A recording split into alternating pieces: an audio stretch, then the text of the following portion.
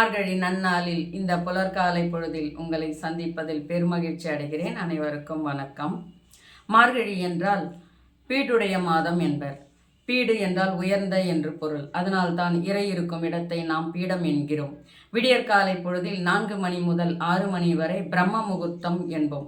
அந்நேரத்தில் வைணவர்கள் திருமால் ஆலயங்களில் ஆண்டாள் எழுதிய திருப்பாவை 30 பாடல்களையும் ஒவ்வொரு நாளுக்கு ஒவ்வொரு பாடலாக பாடுவர். இன்று மார்கழி 6ஆம் நாள் 6ஆம் பாசுரம் இதோ. புல்லும் சிலம்பினக்கான் புல்லரையன் கோயிலில் வெள்ளை விழிசங்கின் பேரரவம் கேட்டிலையோ, பில்லாய் எழுந்திராய் பேய்முளை நஞ்சுண்டு கள்ளச்சகடம் கலக்கழிய காலோச்சி வெள்ளத்து அரவில் துயிலமர்ந்த வித்தினை உள்ளத்து கொண்ட முனிவர்களும் யோகிகளும் மெல்ல எழுந்து அரியென்ற பேரரவம் உள்ளம் புகுந்து குளிர்ந்தேலோர் எம்பாவாய். இப்பாடற் பொருளாவது: அன்பு தோழியே, நீ உடனே எழுந்திரு. பறவைகள் அதிகாலையில் எழுந்து கீச்சிடும் இனிய ஒலி இன்னும் கேட்கவில்லையா? கருடனை வாகனமாக கொண்ட எம்பிரானின் கோயிலில் வெள்ளை நிற சங்குகள் எழுப்பும் முழக்கம் காதில் விழவில்லையா? கண்ணனை கொல்ல பூதகி என்ற அரக்கியை கம்சன் அனுப்பி வைத்தான். அவனை இம்சை செய்து கண்ணன் கொன்றிருக்கலாம். ஆனால் அப்படி செய்யவில்லை. அவனுக்கு பால் தந்து தாய் ஸ்தானத்தை அடைந்து விட்டாலே, அந்த தாய்மையை பாராட்டும் முகமாக அவள் மடியமர்ந்து பாலை குடிப்பது போல் அமைதியாக உயிரை குடித்து அவளுக்கு மோட்சமளித்தான். சக்கர வடிவில் வந்த சகடன் என்ற அரக்கனின் உயிரை குடித்தவனுமான கண்ணபிரானை யோகிகளும் முனிவர்களும் ஹரி ஹரி என்று அழைக்கும் குரலுமா உன்னை எட்டவில்லை? உடனே எழுந்து இவற்றை எல்லாம் கேட்டு உள்ளம் குளிர்வாயாக. தென்னாடுடைய சிவனே போற்றி, என் நாட்டவர்க்கும் இறைவா போற்றி. பிறப்புக்கும் எல்லா உயிர்க்கும் என்பது வள்ளுவர் வாக்கு மட்டுமல்ல, இறைவன் முன் எல்லா உயிர்களும் ஒன்றே.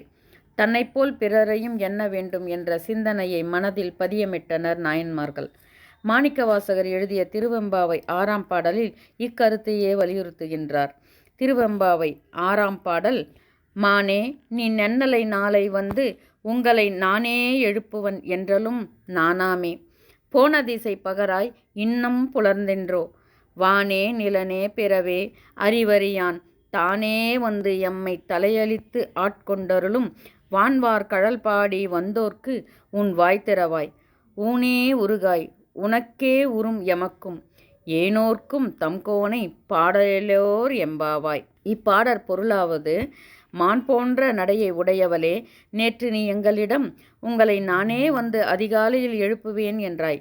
ஆனால் நாங்கள் வந்து உன்னை எழுப்பும்படி ஆகிவிட்டது. உன் சொல் போன திசை எங்கே?